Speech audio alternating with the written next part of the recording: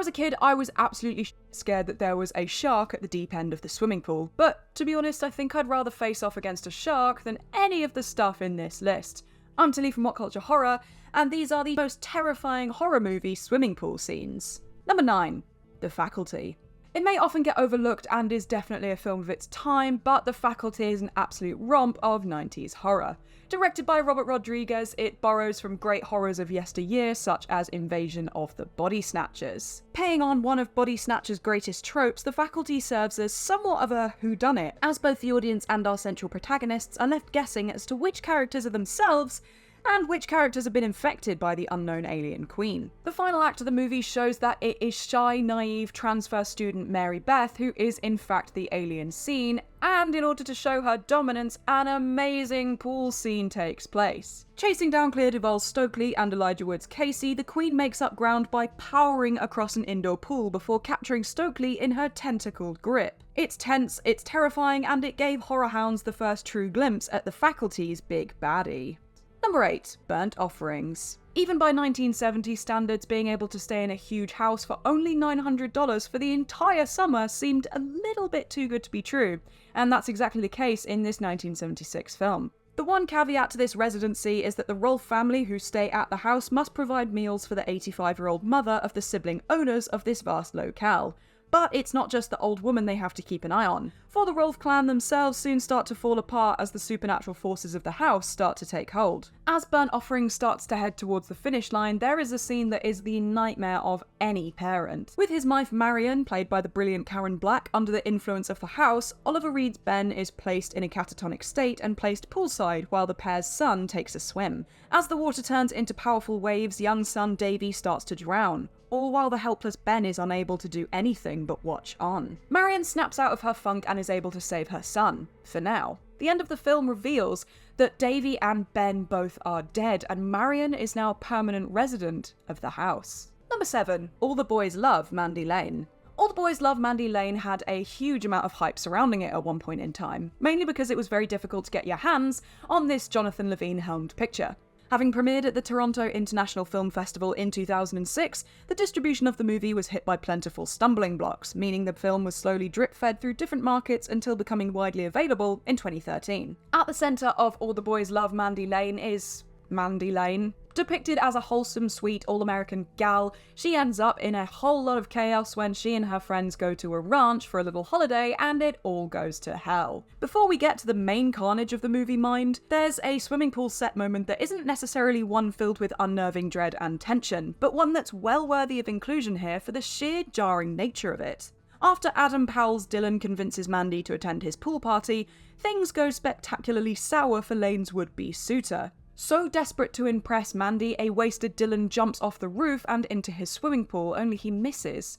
And the scene ends with him hitting his head on the concrete and dying right away. Number 6. The Pool. Gee, I sure wonder what this film's gonna be about, you might be thinking, but haha! It's actually surprisingly engaging. Here we have a couple trapped in a drained swimming pool with a gnarly, protective crocodile who is waiting for her eggs to hatch. Despite some mildly ropey CGI for the croc itself, across the brisk 90-minute runtime, the pool actually manages to keep you on the edge of your seat. And grabbing you in a major way from the get-go, there's an opening scene that immediately sets the table for what lies ahead. In that opening, we find protagonist Day waking up to realise he's at the bottom of an empty swimming pool. As Day and the audience try to make sense of this situation, there's a sudden attack on our central character by a hugely pissed off crocodile. From there, we flash back 6 days to find out how Day got himself and later his girlfriend into this pickle, as the story unravels as a fight for survival. The pool is far from flawless, but it's a movie well worth hunting down for those with an interest in minimalist creature features, especially now that the film can be found on the Shudder streaming service.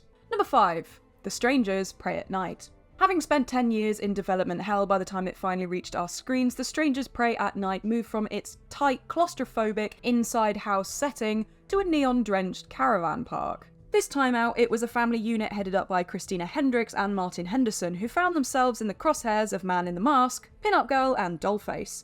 And after Hendricks and Henderson's characters are offed midway through, it's down to Bailey Madison's Kinsey and Lewis Pullman's Luke to put an end to the Masked Trio's tirade of terror. The film's final act sees Kinsey have a memorable face-off with Man in the Mask, with the director paying homage to John Carpenter's Christine with an explosive finale. Before that though, Luke finds himself having a particularly painful face-off with that same villain, with Pullman's character stabbed and left for dead in a swimming pool. It's fair to say that this scene is the absolute highlight of the movie, with Bonnie Tyler's Total Eclipse of the Heart blaring out as Luke has an altercation with a very angry Masky McGee.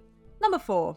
Let the Right One In. 2008's Let the Right One In is an absolute masterclass of a movie, surpassing its still decent within its own right American remake that followed a few years later. Part chilling horror film, part heartwarming romance tale, Thomas Alfredson's 1980s set picture focuses on a shy, bullied 12-year-old boy who strikes up a friendship with a vampire. And if anything, the Let the Right One In movie actually surpasses the 2004 novel it is based on, with some of the darker, gorier elements of the book ignored in order to shine more of a spotlight on the actual relationship between Oscar and his vampire friend Ellie. One moment that does particularly ramp up the horror of Let the Right One In, though, is a scene where the elder brother of one of Oscar's bullies forcefully holds the youngster underwater for 3 minutes. Now, picture the scene. Oscar's head is underwater and the audience's focus is on him. Then we start to see a couple of ripples.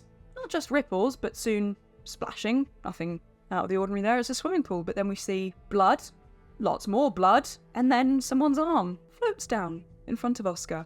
And it's quite clear that Ellie is shown up to save her friend in a pretty brutal manner. Number 3. Cat People.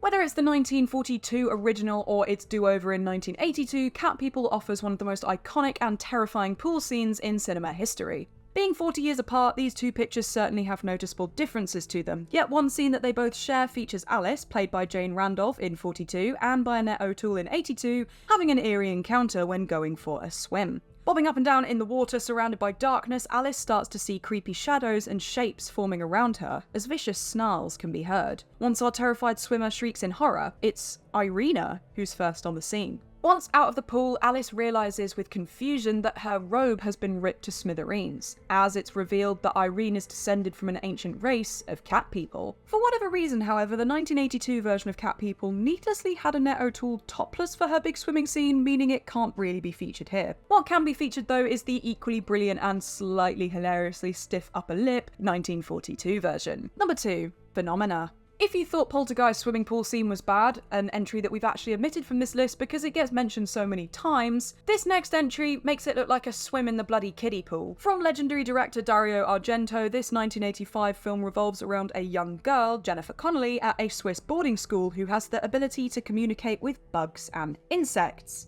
Using this most unique of attributes, the imaginatively named Jennifer attempts to solve the mystery of a maniac murdering those in and around the school. Far from Argento's finest work, Phenomena's first hour very much dragged, with that not being helped by some truly awful performances from certain supporting players. What Phenomena does have though is a proper stomach-churning pool sequence featuring Connelly's character. The quest of this young bug communicator sees her fall into a pool of dead bodies, maggots, and other creepy crawlies. Like, no thank you, I'm sorry, this scene will genuinely make you feel queasy. Plus, Jennifer Connelly was only 14 when this was filmed, and one has to only imagine this disgusting pool scene traumatizing the young actress for a very long time. Number 1. Shivers.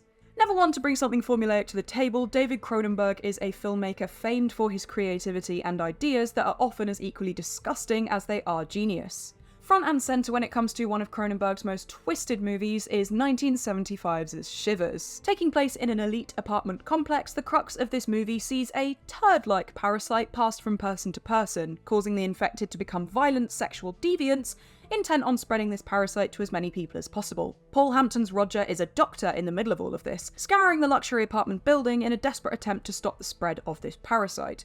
Unfortunately for Roger, his mission is ultimately an unsuccessful one, and he finds himself falling victim to this parasitic being by the time the film closes. The close takes place in a swimming pool setting, with Roger trying to escape through the exit in the swimming pool. However, a group of the infected find him, overpower him, and the doctor is forced to join their ranks. In typically grim Cronenberg style, the final shots are the infected masses heading to the city of Montreal to find even more victims to infect.